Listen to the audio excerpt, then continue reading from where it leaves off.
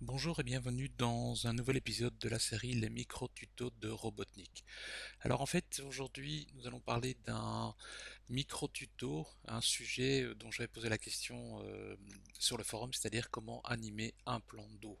En cherchant un petit peu et en ayant quelques indices par rapport au forum, j'ai trouvé une solution qui est encore un petit peu différente de ce qui était proposé. Alors je vous explique cela rapidement.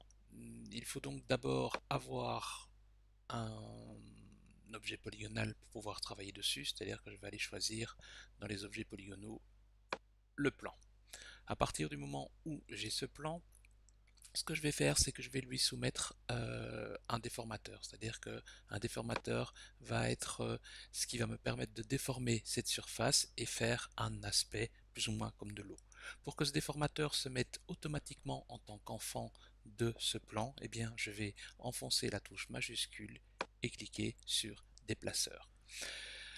Je sélectionne le déplaceur. Dans la partie ombrage, j'ai la possibilité de définir ce qui va influencer ce déplaceur, ce qui va donc déplacer ces différents points ou ces différents vertex ou ces différents polygones. Et donc pour cela, je vais faire appel à quelque chose de très classique, c'est-à-dire que dans la partie matière, je vais aller chercher un bruit. Je vais laisser le bruit par défaut qui a été sélectionné. On peut évidemment, en cliquant sur le bruit, changer pas mal de paramètres. Le premier paramètre que je vais changer, je vais laisser donc ce bruit qui est un bruit classique avec une source classique. Et bien ce que je vais faire ici, c'est que je vais rajouter une vitesse d'animation, c'est-à-dire ici de 0.5. Et lorsque je vais appuyer sur Play, je vois que mon plan est déformé de manière très très douce. Alors selon ce que vous avez besoin, évidemment, il faudra augmenter ou diminuer cette valeur. Donc pour cela, je vais revenir dans les paramètres de mon déplaceur, et si je reprends l'onglet Objet, j'ai donc ici une intensité d'effet, je dirais un effet cette intensité va donc gérer l'effet du déplaceur et la hauteur que je peux augmenter ou diminuer. Si j'ai besoin de quelque chose de beaucoup plus agité, je peux donc faire par exemple 50 cm et là j'ai quelque chose d'exagéré évidemment. Je peux faire un essai mais c'est un petit peu exagéré.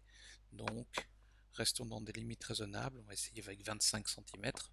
On a encore quelque chose de fortement agité. Je pense qu'au-delà de 15, ça devient un petit peu irréaliste, quoique selon les circonstances, ça peut peut-être être quelque chose d'utile. Donc si on veut quelque chose de plus calme, on peut donc mettre ici 5 cm. On voit tout de suite que le déplacement est nettement plus faible, peut-être trop faible dans ce cas-ci. Reprenons 10 cm de base. On peut donc jouer sur l'intensité, ou plus exactement la hauteur, et l'intensité aussi au niveau du déplaceur, même dans l'onglet Objet, ou par rapport à l'ombrage, on peut donc jouer également sur la couleur et sur l'échelle globale de notre bruit. Par exemple, si je prends une échelle globale de 200, je vais avoir quelque chose de légèrement modifié, peut-être pas exactement ce qu'il faut, à vous de voir et de faire des tests par rapport à la chose.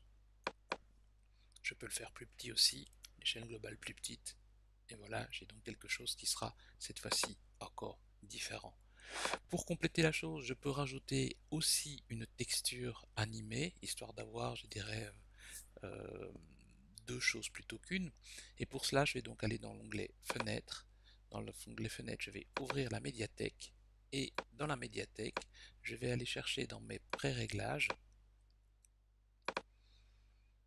un matériel qui se trouve en fait dans la catégorie Visualize. Donc matériel, et dans matériel, je vais aller chercher nature.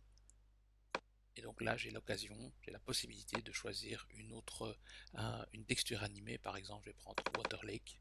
Voilà, je peux fermer ceci et je peux donc texturer mon plan si j'ai besoin d'avoir une animation sur une animation. Ce petit truc là ayant été fourni par BBL sur notre forum favori. Voilà, c'est tout pour ce petit micro tutoriel concernant la création d'un plan d'eau animé. À très bientôt.